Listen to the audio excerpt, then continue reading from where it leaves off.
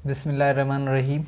Chemistry with एजी सालम पे आपको खुशामदीद। एक और न्यू टॉपिक लेके आपकी 9th क्लास की केमिस्ट्री का आपकी खिदमत में हाज़िर हैं। वो है मॉलिक्यूलर मास और फार्मूला मास क्या होता है और इन दोनों में डिफरेंस क्या है। तो आज ये टॉपिक पढ़ेंगे, मोस्ट इम्पॉर्टेंट टॉपिक है, ज़रा ध्यान से देखिएगा। मॉलिक्यूलर मास, सबसे पहले मैंने यहाँ पर मॉलिक्यूलर मास की डेफिनेशन लिखी हुई है। The sum of atomic masses of atom present in one molecule of substance is called molecular mass. किसी भी मॉलिक्यूल के अंदर जो भी एटम मौजूद हैं उसके फार्मूला के अंदर उस एटम के मासेस की समीशन को हम क्या कहेंगे? मॉलिक्यूलर मास कहेंगे। यानी कि किसी भी मॉलिक्यूल्स के अंदर जितने भी एटम हैं उनके मासेस को हम सम करेंगे, जो रिजल्टेंट आएगा जमा करेंगे, जो रिजल्टेंट आएगा वो क्या होगा? हमारा मॉलिक्यूलर मास होगा। नीचे मैंने यहाँ पर मिसाल दिए हुए हैं। यहाँ पर एक कार्बन डाइऑक्साइड है, तो हम कार्बन डाइऑक्साइड का अगर मॉलिक्यूलर मास निकालना चाहें तो निकाल सकते हैं। हमें पता है कार्बन का मास 12 है, तो 12 यहाँ पर कार्बन ख़त्म, बीच में हम प्लस की निशानी देंगे। और ऑक्सीजन का हमें पता है 16 मास है, तो ऑक्सीजन यहाँ पर 2 है तो मल्टीप्लाई बाय 2 करेंगे। तो यहाँ पर कार्बन 12 सेम लिखेंगे, प्लस की निशानी सेम दी, 16 × 2 हो जाएगा 32, सही है।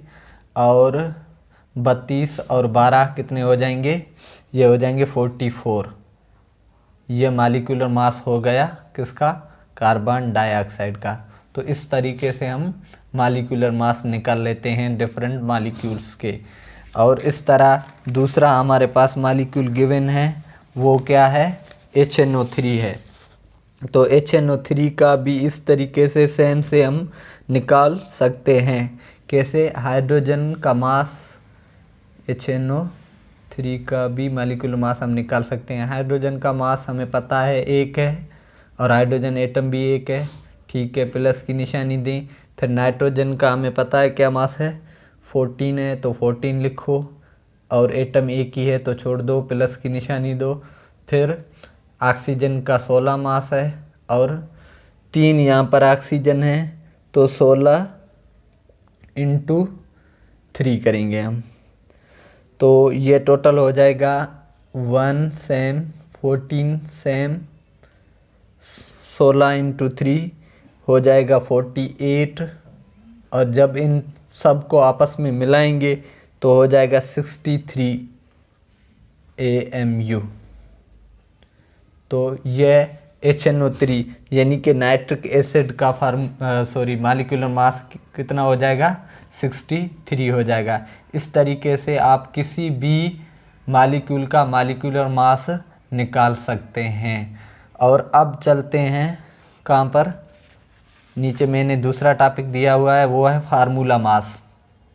ये भी बहुत इजी है, सेम तरीके से ही हम निकालेंगे इसका मास।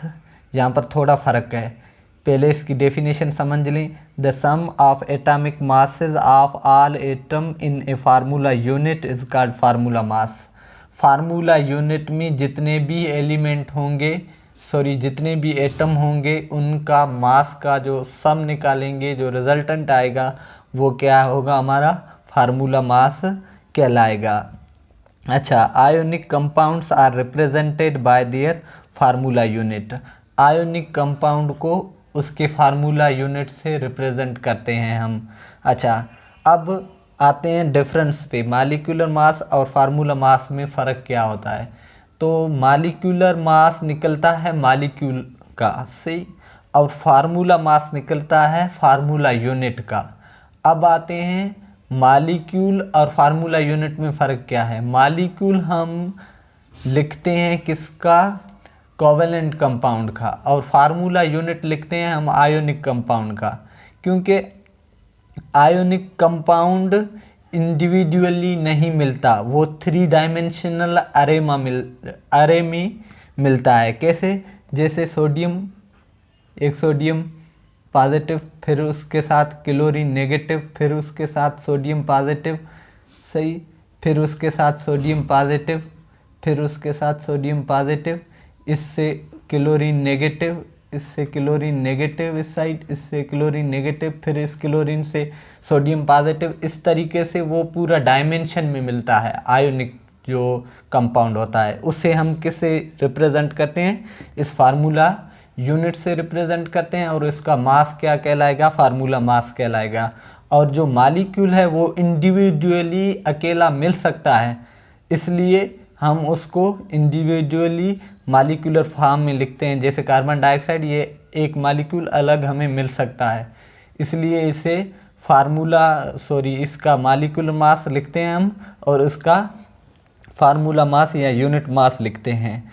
सिर्फ यही डिफरेंस है और कोई डिफरेंस नहीं है।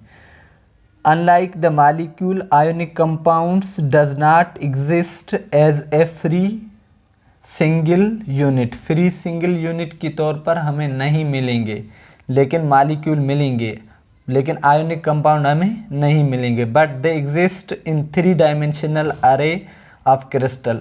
यह क्रिस्टल के 3 डायमेंशनल अरे में मिलेंगे। किस तरह, जिस तरह यह मैंने यहाँ पर दिखाया है, एक पॉजिटिव आयन, फिर उसके चारों तरफ नेगेटिव आयन, फिर उस नेगेटिव के चारों तरफ पॉजिटिव आयन। इस तरीके से पूरा एक नेटवर्क होता है, लेकिन फ्रीली यह नहीं मिलते हैं। और इसके मास को हम क्या कहेंगे, फार्मूला मास कहेंगे।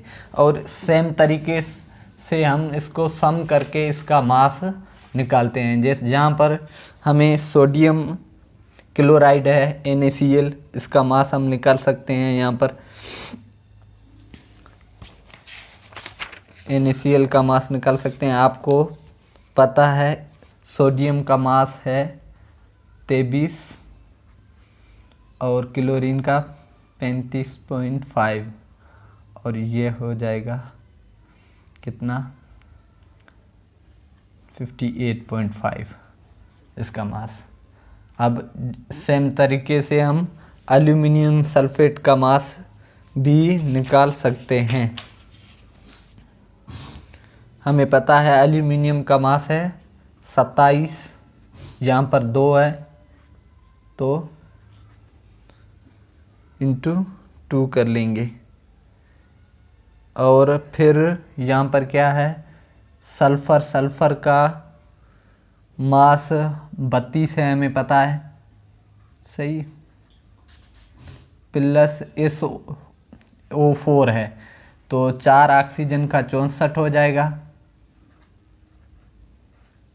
और बाहर 3 है तो 3 मल्टीप्लाई देंगे यहाँ पर, तो 27, यहाँ पर 2 मल्टीप्लाई करेंगे तो हो जाएगा यहाँ पर 54, यहाँ पर 32, 4 और 2 6, 6 और 3 9, मल्टीप्लाई बाय 3 कर देंगे तो 54। ये जब 3 इससे मल्टीप्लाई करेंगे तो हो जाएगा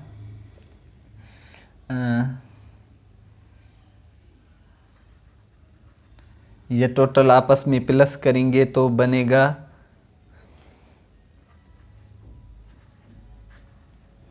इतना 342। तो 342 इसका फाइनल मास हो जाएगा, किसका, Al2SO4 का। तो इस तरीके से आप मॉलिक्यूलर मास और फार्मूला मास निकाल सकते हैं। तो उम्मीद करते हैं कि आज की वीडियो आपको पसंद आई होगी। अगर लेक्चर आपको समझ में आया होगा तो आप लाइक करें, कमेंट करें और चैनल को सब्सक्राइब करें। Thank you.